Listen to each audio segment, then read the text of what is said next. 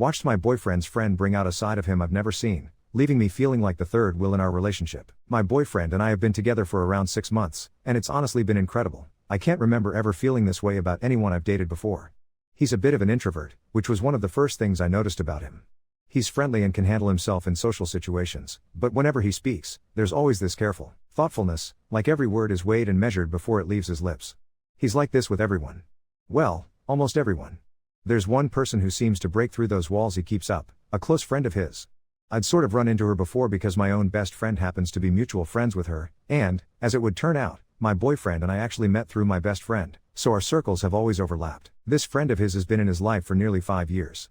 They were neighbors in university dorms and, to top it off, shared the same program, so their friendship is built on years of late-night studying and shared experiences.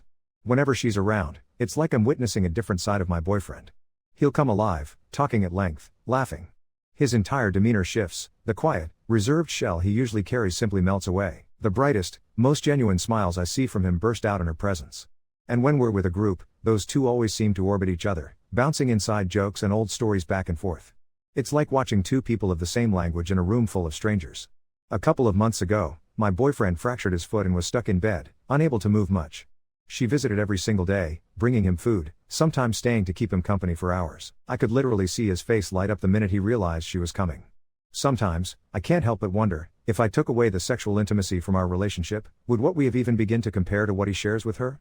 She recently went through a breakup herself, and somewhere along the way, I found myself trying to set her up with guys, maybe to distract her, maybe to distance her from my boyfriend, maybe out of sheer insecurity, but it's so hard to resent her, because she's so likable. She's got this effortless appeal, she's funny in this dorky, geeky way that my boyfriend just eats up, and the food she used to bring him when he was hurt was nothing short of amazing. My boyfriend's a fan of science documentaries, a genre I never really got into, so we never watched them together. But she'd watch them with him, even though it didn't seem like her thing, asking him questions to draw him out. The way he'd light up explaining things to her, I started trying to do the same, picking up his interests, just to feel closer to him, to replicate whatever magic she creates effortlessly. All of these feelings bubbled up during something so innocuous this weekend. She'd come over, and later on, we all decided to go out for ice cream. My boyfriend and she didn't even need to look at the menu, they knew exactly what they wanted, and, of course, ordered the same flavor. Meanwhile, I was busy sampling, feeling a little out of step. While I was deciding what I wanted, an older lady with her granddaughter noticed my boyfriend and his friend, glanced at their identical cones and matching laughter, and said, "You two look great together." That small comment from a stranger hit me deeper than I expected, as if it confirmed the fears I've tried so hard to ignore. Update 1. After taking time to reflect on everything, I realized I didn't want to ruin what has been an amazing relationship just because my mind was spiraling with insecurities. Some well-meaning advice combined with my own second thoughts convinced me that they hadn't really done anything wrong, and perhaps I was allowing myself to sabotage something wonderful over fears that weren't even real. Determined to start fresh, I threw myself into our relationship with a positive mindset. Yesterday, we spent the entire day together, doing things we both wanted to do, truly enjoying each other's company. Today, I decided we should try this new Chinese place near his work. Since he was working from home again, it seemed like the perfect idea. I kept telling myself that new shared experiences would draw us closer, create those memories and connections I so craved between the two of us. Then, casually, he mentioned he had already tried the restaurant with her a few weeks ago, before the second lockdown had begun. They both work downtown and are close enough to meet up for lunch sometimes. Logically, I knew it was such a small thing, friends grabbing food is normal. And yet, hearing that this was another small but meaningful experience they'd shared, that stung. It was another moment where I felt like I was missing out, like I was just an outsider to the inside jokes and shared moments they had together. I couldn't keep it in anymore. I opened up to him, finally telling him how left out I felt whenever he and his friend were together. It was so hard to relate to the things they talked about, to feel included. He was immediately comforting, apologizing and gently assuring me he didn't realize how it looked or how it made me feel. He promised he'd do everything he could to make sure I didn't feel that way ever again. But that's where I messed up. Emboldened by his kindness, I let my insecurities take over. I confessed just how much it bothered me that she was doing the things I always thought a girlfriend should do. That sometimes, being around them, their closeness made me feel like the third wheel and made me wonder if some boundaries had been crossed, even if unintentionally. He looked at me earnestly and told me how sorry he was, but he reminded me, she's a very important person in my life. We've been through so much together in the past 5 years. He asked why they couldn't remain close friends, questioned why her supporting him during tough times was a problem, especially the little things like bringing food. I had no real answer, because deep down, I knew what he was saying made sense. I tried to explain that what I really wanted was for our relationship to deepen, for me to feel like I was that important person to him too. He apologized again and reassured me that he'd make sure I never felt sidelined and that, whatever was lacking, it was on him to fix it, not her. She shouldn't be punished for our mistakes, he said. That's when I started to cry, unexpectedly, my chest tight with a mess of guilt and sadness. It was never my intention for him to blame himself or feel like he had done everything wrong.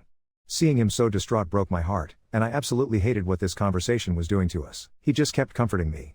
We agreed we would be okay, that we love each other and want to get through this. But now there's this heavy feeling hanging in the air. I can't help but wonder if I've messed everything up. Still, I refuse to let my insecurities win. I'm determined to make things right again, to heal whatever pain I brought into this, and to protect what we have. Update 2. I'd been feeling a simmering resentment over the advice I'd received. At the time, I worried that the conversation I'd had with him might have damaged our relationship. Instead, it turned out to be just what we needed, a turning point for both of us. He told me he was relieved that I'd finally opened up, admitting he hadn't really known if I was truly serious about us until that moment. Since then, we'd carved out so much more dedicated us time. He was suddenly going above and beyond for me in small and meaningful ways. We escaped together for the entire Valentine's weekend at a cozy cottage, just the two of us. I'd stopped feeling left out, our connection grew deeper, and I felt more secure than ever. I found myself genuinely grateful for the advice that led to all of this. But for the past week, I had this nagging feeling something was off with him. He kept insisting nothing was wrong, brushing away my concerns, yet I could see the difference. He seemed awkward sometimes, especially when he was absorbed on his phone. I wanted to respect his space, let him come to me when he was ready to talk. He's someone who needs that autonomy. On top of that, his visits to her place, twice a week, like clockwork, took a new turn. Now, he insisted I join him every time, and when I once told him I wasn't up for it, he immediately tried to rope in one of his close friends instead. And she hadn't come over to our place all week. I remembered telling myself that I never wanted to interfere in a friendship that clearly meant a lot to him. Maybe, I thought, that friendship had hit a rough patch, but I didn't obsess over it. I certainly didn't connect any of this with whatever had been bothering my boyfriend. Yesterday, I couldn't hold it in anymore. I asked him again what was wrong, telling him I just wanted to help. That's when he came clean, admitting he'd debated telling anyone but decided I deserved to know. He'd want to know if roles were reversed. He sat with her a week ago, just hanging out, when she told him she used to have feelings for him. More than that, those feelings were the very reason she couldn't continue in her own prior relationship. Still, she said, she was happy for him and me now, and insisted it was all in the past. Hearing that made my stomach twist. I know she says it's over, but just knowing she once felt that way about him, enough to wreck her own relationship, really bothered me. Suddenly, our conversation turned heated. I told him I thought it was really inappropriate for her to confess that, and asked how I was supposed to believe her feelings just shut off like a light switch. He insisted he understood my reaction, but argued that she would never have confessed it at all if she weren't truly over him. He kept reminding me she never acted on those feelings. Yet I couldn't shake the anger, not just at her for dropping this emotional bomb, but at the whole situation for intruding in a relationship that was finally flourishing. We went back and forth, and he mentioned she was feeling awful, too. He showed me some of her texts. She was desperately checking if they were still friends, telling him she only opened up because she trusted him, and that she now felt like she'd ruined everything between them. She insisted it was the past and didn't want their friendship to end.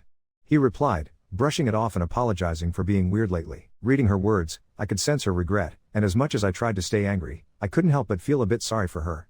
Still, it gnawed at me, that while we were dating, she had real feelings for him, right in the same rooms I shared with him. My rational mind kept telling me to dismiss it as a minor nuisance, something barely worth tripping over when things were going so well for us. But I couldn't stop thinking about it. I kept questioning myself. I know people can't help who they develop feelings for, and it's true, she's never crossed any lines. Still, how do I get past this urge to just want her out of our orbit, out of our lives?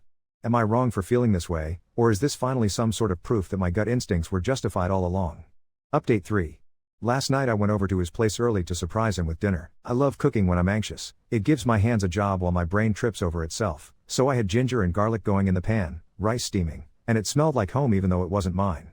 He was still out finishing some work thing and had told me to just let myself in, make myself comfortable. I was plating the bok choy when I heard the front door open like someone who belonged there. She walked in.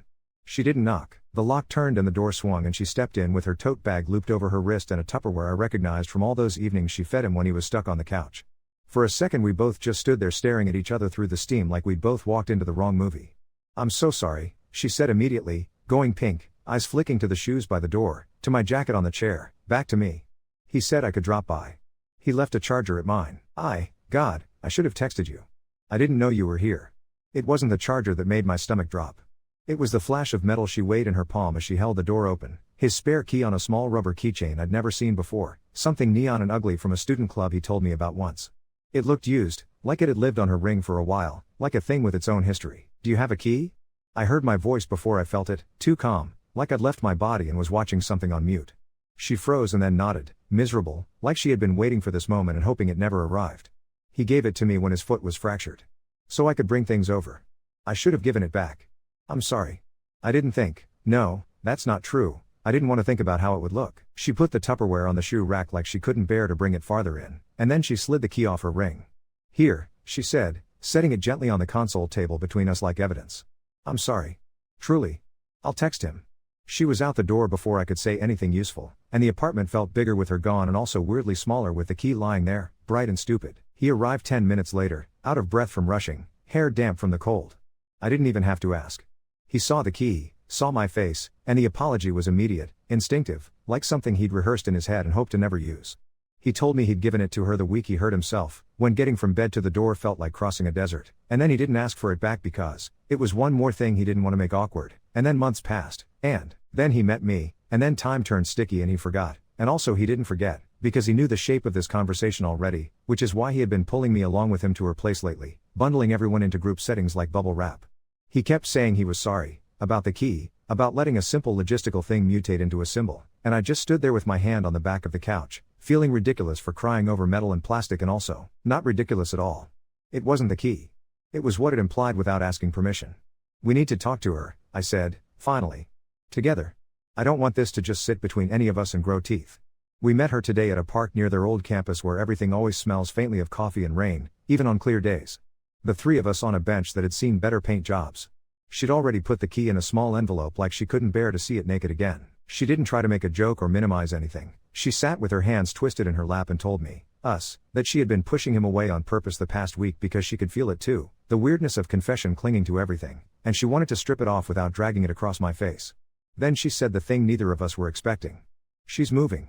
She'd gotten an offer out west, something she'd been working toward for months and kept quiet because she didn't trust her own reasons for wanting to go. She found out 2 days after telling him about her old feelings, and she'd been sitting with it, waiting for the right moment to say it without making it sound like she was fleeing. It's in a month and a half. We just stared at her as the reality shifted under our feet. I didn't tell you because I didn't want it to be some melodramatic exit, she said, then laughed wetly at herself because it sounded exactly like that. But I need the change, and I don't want to leave with you hating me. You don't have to like me, she added to me, a soft, awful look in her eyes that made me want to be less mean to the world. But I never wanted to make you feel small in your own relationship. I should have given the key back ages ago. I should have said something about everything before it turned into this. My boyfriend squeezed my knee, and I felt something unknot, not in a clean satisfying way, but like a hard braid loosening. We talked about boundaries that sounded almost comically explicit in a park filled with undergrads tossing frisbees. No more letting ourselves into each other's spaces without warning. No more twice-weekly automatic hangouts because habit demanded it. They'd be intentional or not at all. If there was a thing to be dropped off, one of us would be there, or it would wait. She nodded at all of it, grateful and raw, and then turned to me and said, "Thank you for coming, for not turning her into a story where she's the easy villain." She looked at him and said she had loved him once, the way you love a person who feels safe when you are 20 and everything else is loud. "I don't now," she said, steady. "You're not mine. She's good for you. You're brighter with her." Then she stood and pressed the stupid key envelope into his palm like a final ritual and told us she had to get to work.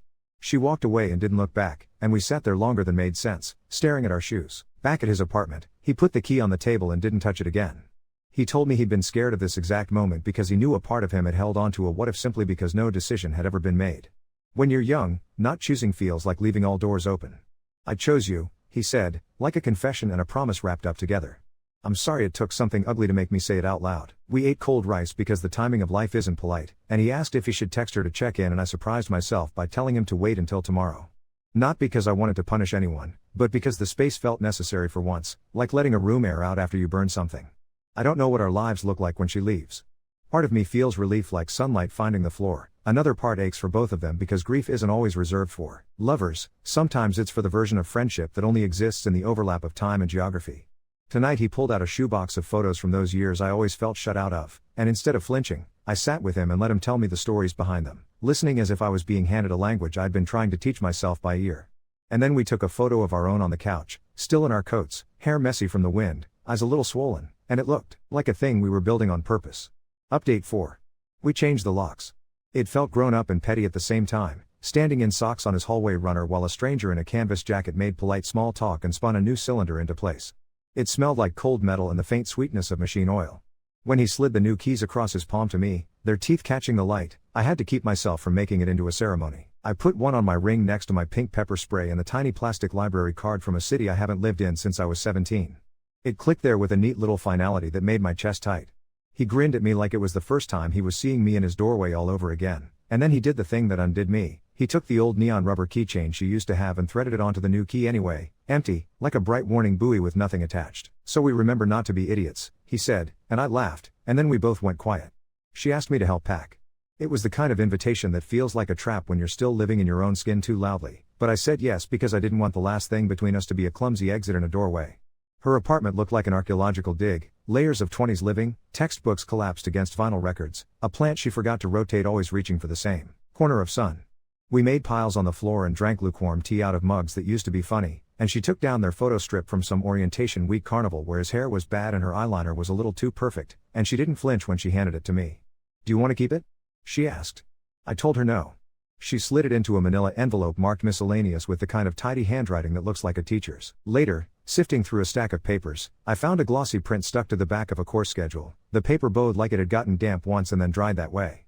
Them again, on a dorm room carpet, maybe 2 in the morning, dead winter, both in sweatshirts with the same university crest, her head on his shoulder, his head tipped onto hers, their mouths soft and open like sleep had argued them into silence mid-sentence. Someone outside the frame had drawn a dumb cartoon crown on him in blue pen. My stomach did the thing. She saw it in my hand and didn't snatch or perform. "Oh," she said, and then, because the truth is always the most boring version of the story, we pulled an all-nighter and fell asleep on the floor because the radiator was there. Ben drew the crown because he was an ass. She smiled with her mouth and not her eyes. "We never," she started, and I cut in with, "I know." And I did. I hated that I understood and I loved that it didn't matter, both at the same time. We went for goodbye drinks at a bar that still smells like stale lime even after they mop, the kind of place where everybody at the table has history with everyone else and the waitress knows to bring a pitcher without being asked. He kept a hand on my knee under the table like a tether. A guy I recognized from a dozen group hangouts, eyebrows always doing too much, got just drunk enough to say what sober people swallow. "We all thought you two would end up married," he told them, wide, like he was offering a compliment, and everyone oohed the way people do when a balloon drifts towards a ceiling fan. My boyfriend didn't laugh. He didn't go red or weirded away. He looked at the guy and then, this part felt like being seen from inside, he tipped his chin towards me and said, "I'm really glad everyone was wrong." It wasn't loud or performative, it just sat there on the sticky wood table between the water rings and coasters, and everyone shut up in the nicest way. She sucked her breath in like she'd been submerged and had just popped back up through the surface. On the sidewalk after, February doing that mean cold that is all angles, she walked with me ahead while the others lagged to argue about tips and who had whose scarf. "Can I ask you a favor?" she said, voice so small it made me remember our ages and forget the past 5 months. "Don't let him minimize himself to make other people comfortable. He does that. He shrinks his good stuff. He'll say he's fine when he's not to keep the day smooth, and then it sits and rots. Pull it out of him." It wasn't a request like don't hurt him or take care of him, not that corny, not a passing of a torch that nobody asked for. It was an observation about a person she knew that I was still learning, offered like a note left under a magnet. I said okay before I thought about whether it was my place, and it felt right anyway. The day she left, she texted both of us at 5 in the morning like a person ripping off a band-aid. "Flight at 9, don't make it weird." He had a client call he couldn't move and I waited for the old script to run, him apologizing himself into a circle, me offering to reschedule, something small, and self-sabotaging, except this time he asked me if I wanted to go with her instead. "It seems less like a movie if it's you," he said, and then he kissed my forehead like a punctuation mark. I drove her to the airport in his creaky Honda with the heater that only works on the second highest setting and the radio dial that slides past stations like it's allergic to staying. The highway was empty in that way that makes you think you're the only people who decided to keep living today. At a red light she told me how the job came through.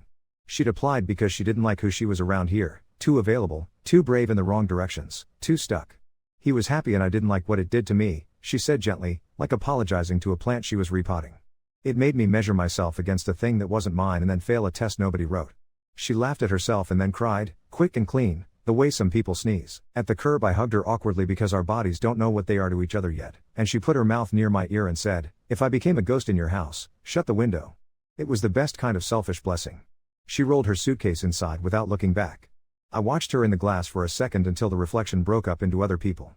When I got back he was sitting on the floor with a shoebox open between his knees, surrounded by his own fossils. He had, inexplicably, bought a plant, a pothos, the hardy kind even the irresponsible keep alive, with a ribbon he'd made out of a strip of the manila envelope she'd given him, tied on the pot like a joke. "We should name it Boundary so I water it," he said.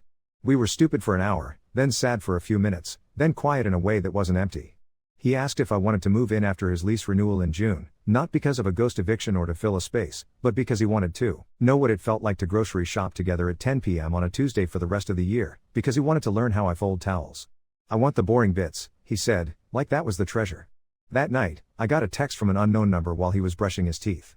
It was a screenshot, my contact in her phone, my name and a little owl emoji, a label she hadn't saved for anyone else, apparently. Nothing else. No caption. It took me a second to realize it wasn't her, it was her sister. She's in the air, the second text said. I promised to tell the people who would go soft if the plane blew up. It was dark and it was perfect and I laughed so hard I scared him in from the bathroom with toothpaste on his lip.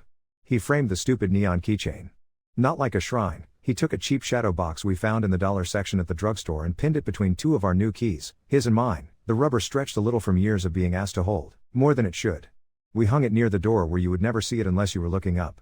It sounds ridiculous written out, but in the room it makes sense. It looks like exactly what it is, a bright thing we learned from, a red flag turned into a sign that says knock first. I went to bed with his hand on my hip and the potho, boundary, curled under the window like something with patience. For the first time in months, I didn't fall asleep scanning a room for the line between history and threat.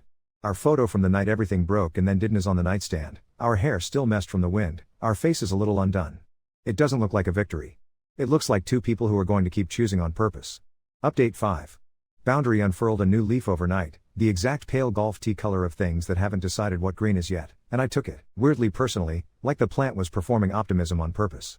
I was halfway through taking a photo of it to send to him with the caption look, patience works when my phone lit up with her name, 2 numbers I didn't recognize after it like she'd switched SIMs and the world forgot to update.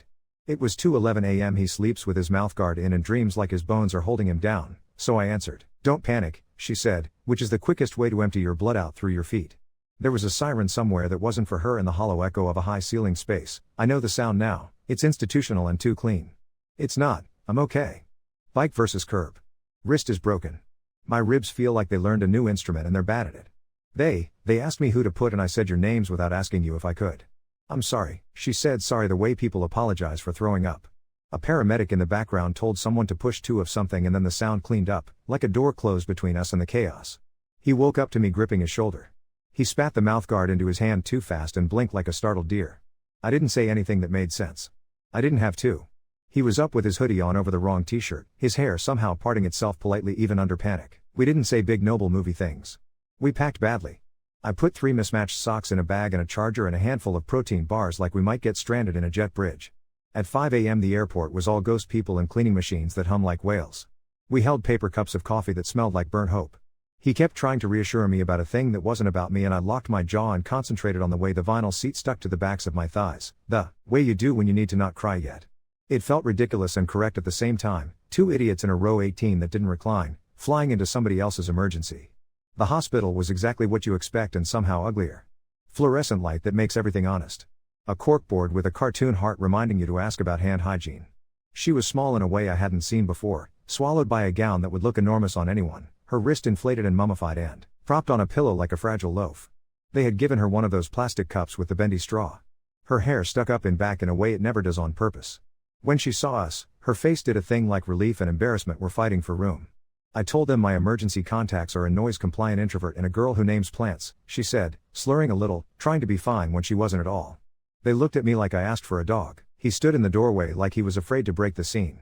She reached her good hand out without thinking and then seemed to think, and then I moved first. It wasn't magnanimity. It just made sense to step into that space and make it smaller for her. I put my hand on her knee over the thin blanket and she exhaled so hard I could feel the metal rails vibrate. He came in on the exhale. It happened that simply. There's nothing cinematic about waiting rooms when you're actually waiting. Time stops and then sprints and then pretends it didn't. He tried to minimize again, reflexive, telling the nurse he was fine when she asked if he wanted water. I heard her voice in my head on a cold sidewalk, pull it out of him. It came out of me before I practiced it. He gets headaches when he skips water, I told the nurse like I'd known him a decade and not a season. He shot me a look that had 3 full paragraphs in it and then took the stupid paper cone of water and drank it, obedient and grateful. A woman with half her head shaved and chipped black polish on her thumbnail materialized like a person who had already been there without us noticing. Nora, she said, nodding at me, at him, at the universe. She smelled faintly of laundry coins and hair dye. I work with her. We've been seeing each other, she added, flat, Like she was handing me her name tag so I'd stop imagining a shape. If it was supposed to be a twist, it wasn't. It felt restful, like finding out a song you like is in a different key. She sat on the other side of the bed and fixed the straw in the cup. She's allergic to codeine, Nora informed me, and it was intensely intimate and not about me even a little. Don't let her pretend she isn't. I don't, I said, and we both looked at the girl in the bed between us who rolled her eyes and then tried to laugh and then clutched her ribs and swore quietly about gravity. Later, when they took her to X-ray, we walked down a hallway that tried to be helpful via laminated posters and failed. He was shaking the way cold dogs do, total body little tremors, and doing that thing where he narrates facts to make them reality. It's just a wrist. They said just a wrist. She fell on the side with a tattoo. She hates when people have to write on forms for her. He stopped. The hallway gyroscope swayed and righted itself. I put my hands on both his biceps and told him, softly, to breathe like a person who has lungs and not like a person holding their breath in the deep end. It felt bossy and tender, which is maybe how love is when you're tired. We took her home 2 days later when the wrist was a neat cast the color of dusty sky and the intake notes had been turned into discharge paperwork. Her apartment out west was all corners of new adulthood, futon that tries hard, a pile of shoes by the door with real jobs, scuffs, 3 forks that don't match. Her cat sat in the doorway of the bedroom with the bored attentiveness of a monarch. Nora had bought a plant that wasn't dead yet and 2 flavors of soup she didn't know whether she liked. We made a nest of pillows in her living room like a camp we decided to be in. She kept thanking us and we kept swatting the thanks away like insulation. On the second afternoon, when the pain was a thick manageable rope instead of a live wire and the good drugs had made her honest and blurry, she looked at me over the rim of a mug and said, very earnest, very silly, I get why he picked you. You hold his edges like they're lines and not holes. I made a noise and stared hard at the cat so I wouldn't cry in someone else's rental. And you, she said to him without turning, like she'd measured it already, stop apologizing with your eyes. He did the thing with his mouth where he catches a laugh before it escapes and rolled his shoulders like a coat didn't fit anymore. We went for breakfast the morning we flew home. The restaurant had rubbery seats and pancakes that looked like manhole covers. He stared at the menu like it contained an exam. His phone rang and I watched something cross his face, everyone's least favorite kind of surprise. He looked at the screen, then at me, asking me something without a word. It was a number with the area code we were sitting in. He didn't do the thing he would have 6 months ago where he let it go to voicemail and wrote a story about how it was probably spam. He answered and walked to the doorway where the light made a square on the floor. They want to interview me, he said when he came back, mouth careful. His coffee had cooled 2 shades darker. Old application. Before. It's here. He said here like it was a character you could call from offstage. He kept his shoulders level with Herculean effort. I don't want you to think I'm. He trailed off because there wasn't a good ending to that sentence that wasn't a trap. Don't shrink, I said, channeling a stranger on a sidewalk who had handed me the keys to the parts of him that are too big for a lot of rooms. Take the call. We'll decide after. Let it be a question. We weren't running to anybody anymore. It was an odd relief to realize that. He nodded, and something in his face unscrolled. He took the call in the rain outside, the kind of fine rain that sneaks in through seams, and I watched him through the slatted blinds because I'm a creep in love. He didn't hunch like someone apologizing for wanting something. He paced like an animal that remembered it had 4 limbs. When he came back, his cheeks were pink and he looked like walking back from a good lake. Second round next week, he said, quiet. He looked at me like he expected something to fall. It didn't. Pancakes landed in front of us with the meaty sound of batter meeting table. We split the corner because it was too big for either of us and I felt ridiculous and a little euphoric, like we were getting away with being adults without a permission slip. We flew back with our carry-ons heavier with hospital air. In the Uber home he put his head on my shoulder and fell asleep for 7 minutes in the exact pose you see on posters about comfort. I watched the city rush by and realized that no ghost had followed us home. Just a person who sent a photo of her ugly blue cast decorated in Sharpie by Nora, 2 crooked stars and an anatomically incorrect fish, and the caption easy things are finally easy. He sent her a photo of Boundary's new leaf with 3 exclamation marks. She answered with a snapshot of a pothos cutting in a mason jar on her sill, roots like white thread in lamplight. Name it window, she wrote, because we're all idiots. I found myself smiling at my phone the way I don't when I'm pretending I don't care. We didn't make any decisions monumental in the way migraine movies demand. He took the second interview standing in his socks in our kitchen, one hand on the counter like he could feel the apartment, like he could hold on to the present with his fingers while trying on the future with his mouth. When they asked him about relocation, he said the truth, that he'd follow good work but not ghosts, that home could be multiple places if you're brave and careful at the same time. He hung up and stood very still and then let his forehead fall forward onto my shoulder with a heavy thunk that made me want to retile the bathroom with gratitude. There were small new things that felt like real ones. He stopped saying it's nothing when I asked is something wrong? Like he had to spare me from his weather. I stopped inventorying rooms for evidence. We went to a friend's birthday where someone made a joke about how couples morph into each other and he took the joke and aimed it at us like a lens, not a mirror, and said, I'm trying to morph into someone who says what he wants. Later, in our kitchen, it looked like a tiny party had been there the confetti of onion skins, a ring where a cold glass had sweated, Boundary looking smug, and he asked me if June felt too far away and then didn't leave the question hanging in the air like laundry. I want you here now if you do, he said, and my whole body answered yes before my mouth did. I moved my books in a week later, which is to say, I moved the version of myself that always thought of leaving into a place that had a drawer with my stupid socks in it. We mailed her something to make a joke into a story that ends differently. In a bubble mailer with too many stamps because we don't trust the post office when we care, we put a cheap neon keychain from a hardware store and a note that said knock first on one side and on the other, in his neat block letters, not because we're scared, because we're smart. She sent back a photo of the keychain looped to nothing, hung on a thumbtack by her door, her caption a mess of emojis I could suddenly translate. On a Tuesday night so ordinary it felt like a prayer, we lay on the rug and named schools we hadn't gone to and cities we hadn't lived in, and I said, "Do you want this job if they offer it?" And he said, "I want what we are, wherever we are," and then after a beat, "I also want a porch." We laughed and then started looking at listings with porches in both cities, even though the salary wasn't real yet, because pretending is practice. The plant sat in the window doing long math about light. It would be cleaner for the narrative if something blew up again or stitched itself neatly. Instead, we learned a boring adult skill set that felt radical. We sent a calendar invite to ourselves to talk about moving at the end of the month so we wouldn't pretend forgetting was a choice. We set up autopay on the electricity and high-fived like toddlers who peed in a toilet. He cried for 4 minutes straight one afternoon listening to a song that used to be theirs and didn't apologize for the water coming out of his face. I put my palm flat on his sternum until the song ended. The only dramatic thing that happened was small and dumb. A maintenance guy coming to change out the smoke detector battery without warning, letting himself in with a master. I was there alone and the door opened and all the air from the last 5 months stood up in my throat ready to fight. I said, louder than I needed to, "Knock next time," and he blinked and apologized and knocked the doorframe on his way out like a ritual. Later I told him about it and we laughed and then looked up our lease and put a note in the portal that said please call ahead. We are not children, and also, sometimes we are. It feels good to be both with someone who will reach for the phone and for my hand. Last night, before bed, we stood by the stupid shadow box with the neon keychain framed like a museum exhibit nobody would visit on purpose. He touched the glass and said, "I'm glad we didn't throw it away," and I said, "I am too," and we both knew we weren't talking about rubber or metal. The house smelled like dish soap and something green, the kind of domestic perfume that doesn't make you perform gratitude because you can't help it. He turned off the light and in the dark I could hear Boundary doing nothing dramatic at all except growing.